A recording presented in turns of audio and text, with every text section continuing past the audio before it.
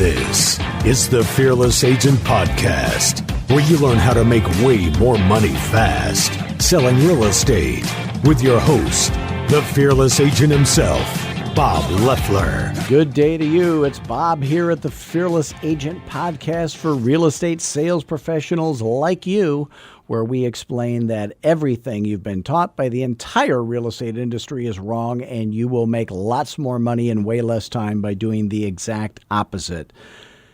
I just got off the phone with my coaching student, Andrew, in Yuma, Arizona. That's on the Mexican border and over kind of by California. And our goal, he was actually featured on this podcast a short time ago. But our goal between he and I, don't let this get out, is to be the number one agent in Yuma.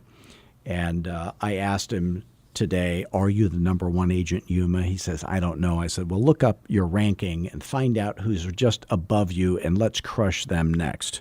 So, and it made me think of, I was a agent in a large Century 21, and my partner and I, the way they did the ranking in the office is if you were a team or a partnership, they divided it by the number of members on the team or the number of partners. So we were individuals, basically. So our production was cut in half. And then, we had never been the top producing agents for the week or the month. So it was each month. So I said, our goal, it was December. I said, let's have it a goal just to be the number one agents for the office in January. So we did it. I worked really hard prospecting, and she did what she did, and we became the number one agent in January, which we had never done it before. So then I said, hey, let's do it again in February.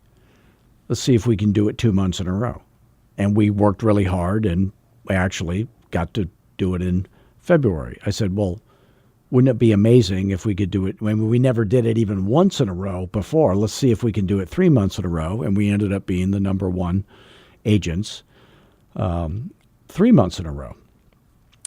And then it just occurred to me, well, maybe we could do it for the whole year. And you know what?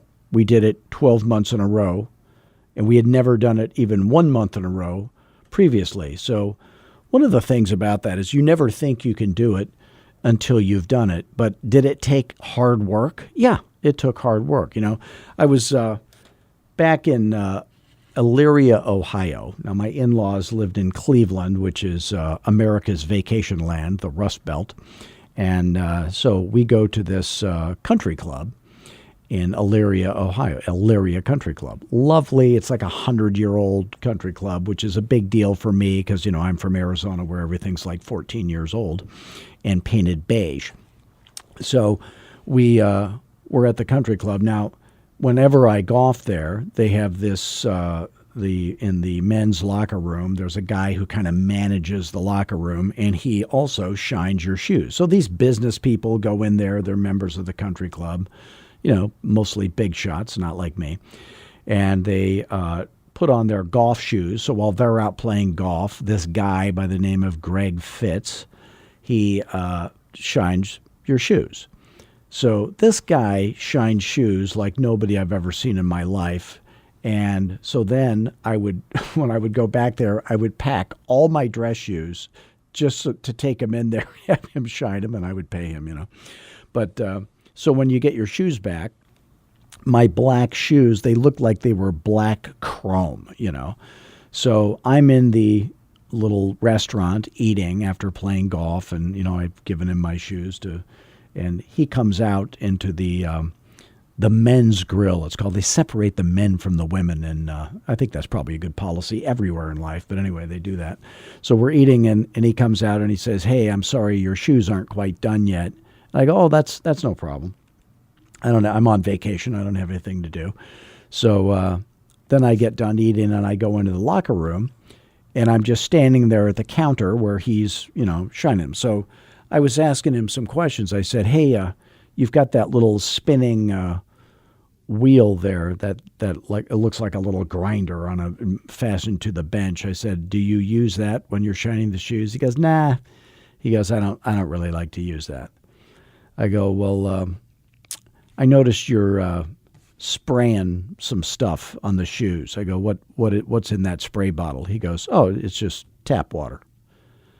I said, "Well, what kind of shoe polish? What kind of shoe polish are you using?" He goes, "Oh, Kiwi shoe polish." I go, "Really? Like they sell at Walgreens?" He goes, "Yeah."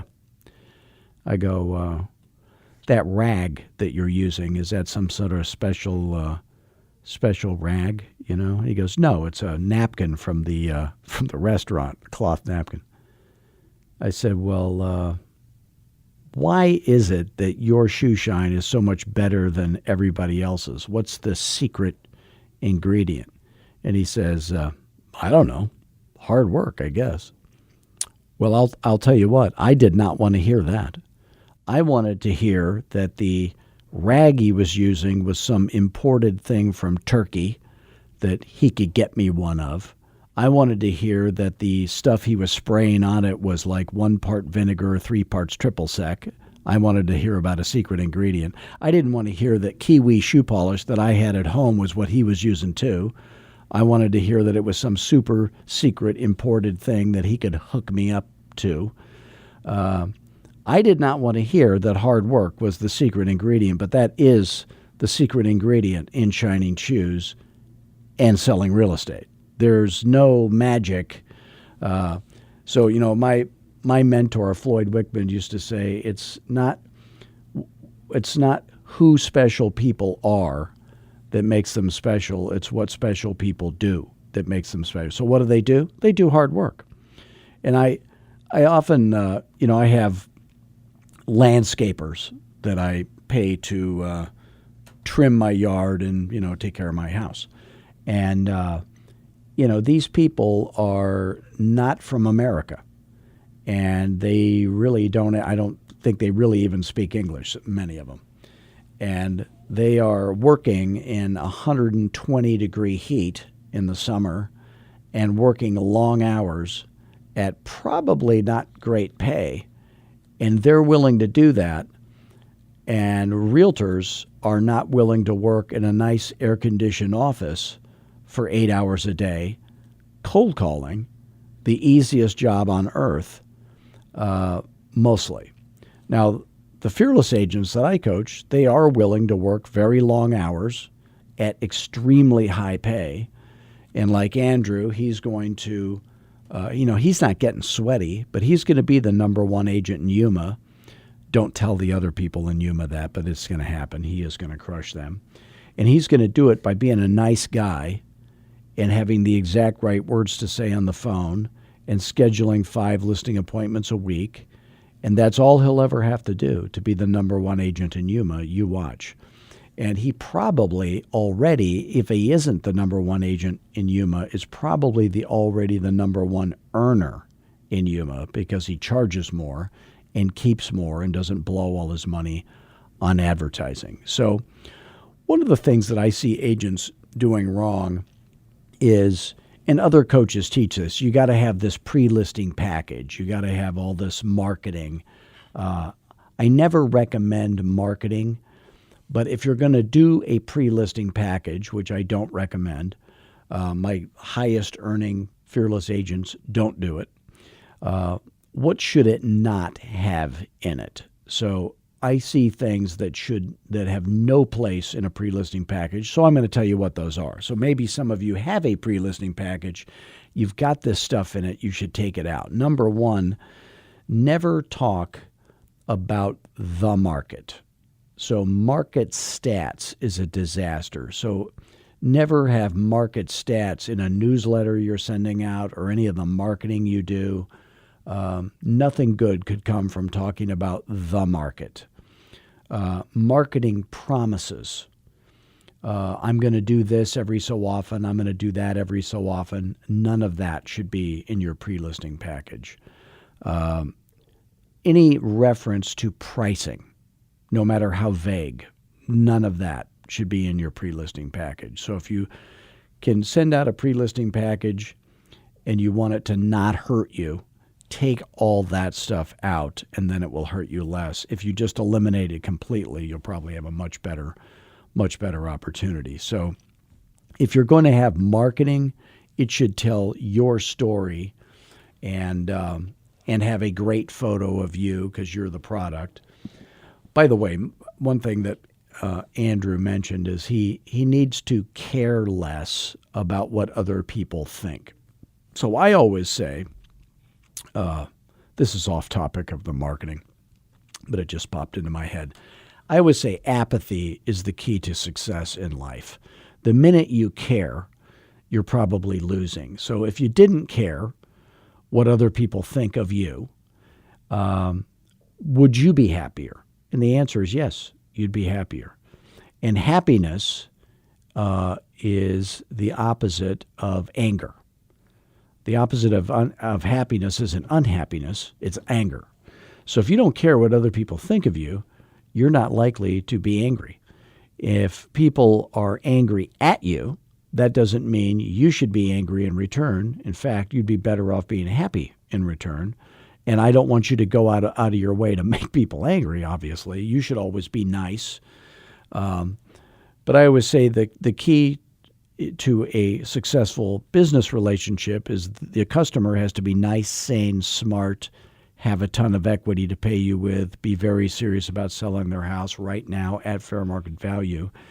But if people, so never care what people think. Never care, and this is true in every area of your life, never care what people say.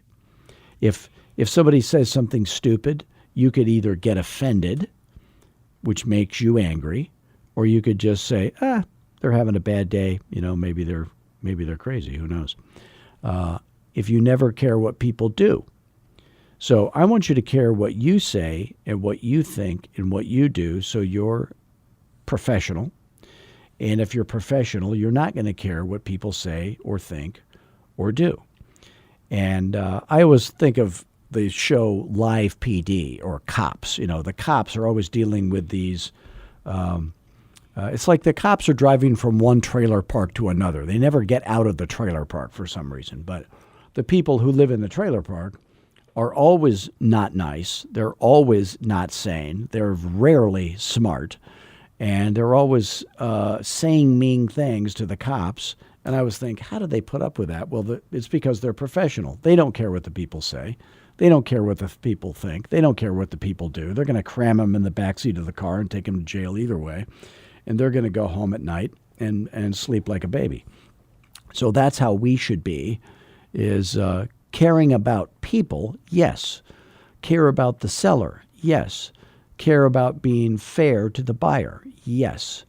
But that doesn't involve caring what they say, what they think, or what they do. So that's the secret. So when you do your marketing, back on topic, when you do your marketing, you want your marketing to be about you in a way that makes you interesting. So I always say, if you're going to do marketing, the end goal should be a very high quality brochure about you. And then the baby step towards that is something called a one sheet. So if you could have a one sheet, which is one-sided, 8.5 by 11, you could fold it up along with a letter that's confirming the listing appointment or something like that. And it should tell your story in a way that makes sense. So we were talking about this on our coaching call this week. But every movie, every commercial, every book follows this format. There is a hero. The hero has a problem. The hero meets a guide, and the guide helps solve the hero's problem. And every movie, Star Wars, every movie has that same thing. Every TV commercial follows that little path. So you're the hero in the story. You have a problem. You meet a guide, and the guide helps you solve your problem. And then you tie that in to how that helps you and your customers. But you don't make it all about bullet points, and I've got my CRS and my GRI. I don't have any MONEY, but I've got my ABR, and I've got my all these little designations. So don't have bullet points. Don't have that. It should be copy that tells your story and imaging that also reinforces that story, and make it interesting, and have it written by a professional writer. If you are not a professional writer, then you should be doing that. So you should not be doing that if you're not a professional writer. And then have other people look at it. And but I would tell you this: the agents that I coach that make the most money do the least marketing. The agents that I coach that make the least money talk the most about their marketing. So marketing is going to either rent space in your head and keep you from being on the phone, telephone prospecting. So if you just were on the phone all day, telephone prospecting with no marketing, or you were just marketing and never touched the phone, I'm going to bet on the person on the phone. I'm going to always bet against the person who does the most marketing. It was always apparent to me that the agents in my office that did the most marketing, they made the least money.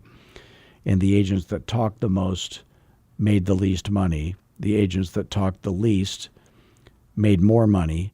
And the agents who were on the phone the most made the most money. So, you could learn from that experience. So I want to just tell a little story about some of you are going to do business with friends. I always say rapport building is a disaster in sales. By the way, if any of the stuff we talk about on our podcast makes sense to you and you're earning less selling real estate than you wish you were, and you are open to the idea of having some help with that, if you would like to learn more, you can call me anytime. 480-385-8810 is my cell phone, and we'll just see if you and what you're trying to do and what we do at Fearless Agent, if it would be a good fit. So again, 480-385-8810, and you can go to fearlessagent.com. And by the way, I love talking to realtors. You're not bothering me. Please don't email to me and don't text me, because sales has nothing to do with those two things. And always call me. So I have a friend who, he's my best friend. We rode Harleys across America on a cross-country crime spree when we were 20. And then I get into real estate. He's an electrical engineer. And he ends up buying and selling 4 houses and does not use me, okay? So should I have been upset that my best friend did not use me as a realtor? Well, I wasn't, because I don't care what other people think. I don't care what other people do, and I don't care what other people say, even if they're my best friend. So would I have preferred that he used me as his agent? Yeah, I would have preferred. But the trouble is, he doesn't see me the way strangers see me. So finally, he moves up into what today would be a maybe multi-million-dollar house. And then he does call me. And so I go over and meet with him and his wife. And so I do what I always do. Before I scheduled the appointment, I asked him all the questions about his house. I found out that I made sure both he and his wife were going to be there. I made sure that I had asked him all the questions about his house so I could do a ballpark market analysis. I knew that he was motivated to sell. I booked a 2-hour listing appointment slot without saying the words 2 hours, so I tricked him into that. I was meeting with him at 7 o'clock at night, so I knew he wasn't going to be going anywhere halfway through the presentation. I found out what his opinion of fair market value was, and then I found out how much he owed. So I didn't skip any steps because he was a friend. Then, when I go over to his house, I rang the doorbell, walked in, went directly to the kitchen table, did not take the tour of the house. So I sat down at the kitchen table and I said, before I begin, I just want to let you know something. Because we're friends, this could go one of two ways. So I want to make sure it goes the right way. First of all, the wrong reason to do business with me is because we're friends. So the right reason to do business with me is because you're 100% certain that I am the only agent that can sell your house for top dollar, sell it for more than it's worth. And if you have any doubts about that, then list your house with somebody else with whom you are sure that is true. So after I'm done, if you say, hey, that's great, I want to think about it, that's no problem. We'll never talk about this again, and we're still going to be friends no matter what at the end of this. So it kind of takes all the pressure off. Then I did the expired list intro. Then I did the which lets them know what's at stake. Then I do the preview of coming attractions, which makes him feel comfortable with what's going to happen while we're there. And then I asked the 4 questions. At the end of the 4 questions, he and his wife, of course, were 100% sold on me, which always happens to every fearless agent. Then I go on the tour, make whatever notes I need to make. Then I come back, and I recommend they make no changes in the house. Do not fix that. Do not clean that up. Do not paint that. Do not do any of that stupid stuff. And then I go through the what we consider the listing presentation, I guess, which is just an objection crushing machine and competition crushing machine. I asked the nutshell close at the end. They said, yes, we're going to list our house with you tonight. I go, great. Then we talk price. And then, I list the house. So as I'm walking out, he goes, wow. He goes, I have to tell you, he goes, I never realized how great you are at what you do. And in my head, I'm thinking, well, maybe that explains why you did business with 4 other realtors instead of me the last 4 times. But I didn't. I fought the urge. And I said, well, that's what I do. He goes, no, really. He goes, you were amazing. He goes, you're fantastic at this. I said, well, thank you. I appreciate that. So the reason that, by the way, did I charge him 7%? Yes, I did. He did not get a discount because he was my friend, and I didn't do a crappier job and skip a bunch of steps because I knew I was going to get the listing, which I didn't, because he was my friend. So the moral of the story is rapport kills you in real estate. There are people out there that teach rapport building, and it's fake. It's this FORD thing you'll hear about. If you are in a coaching program and they're teaching you that building rapport is the secret to sales, you need to run from that coaching program. Scientifically, it has been proven that the more rapport you have, the less likely you are to make the sale. Now, I had great rapport the last 4 times when he did business with somebody else. Many times I'll go on a listing presentation and I would take the listing, and right at the end, before they said, we have to talk to another agent, we have a friend, and we promised them we would talk to them. And I said, well, I already know. Let me tell you something that I think we both know. If you wanted to do business with your friend, I wouldn't be here now, would I? And they go, no. I go, what really is going on is you want to do business with me. I'm going to sell your house for way more than your friend. And you want me to make the call to your friend so you don't have to. That's really what you want to do, isn't it? And they go, yeah. Would you make that call? I go, yeah, I'll make that call. So obviously, I'm a stranger. I have no rapport with them. They have tons of rapport with their friend. Many times it was their best friend. And I got the listing and their friend didn't. And mostly because of the rapport thing. They didn't see their friend the way they saw me. They see me as a real estate expert. They see their friend as that idiot that they hang around with and, they do stupid stuff. So my friend, is a Mensa-level genius who is an electrical engineer and makes all the dams in Arizona open and close on time. But when people ask me, hey, what's the deal with him? I go, I don't know. He's an idiot. What do you know? I just don't see him that way. But that is the truth. So he doesn't see me as a real estate expert. Now he does. But always know that when you're doing business with a friend, it is going to be different. So when Andrew in Yuma does business with a friend, he's at a disadvantage. When Andrew in Yuma books a listing appointment with a friend, is it more likely or less likely that they will interview other agents than if he had done business with a stranger. Well, I can tell you it's far more likely. So when you go on a listing appointment with a friend, always make sure that you're not skipping any steps, and always assume that you are in competition with another realtor who is a stranger, who they see as more of an expert than you. So you have to do extra good. Definitely don't skip steps.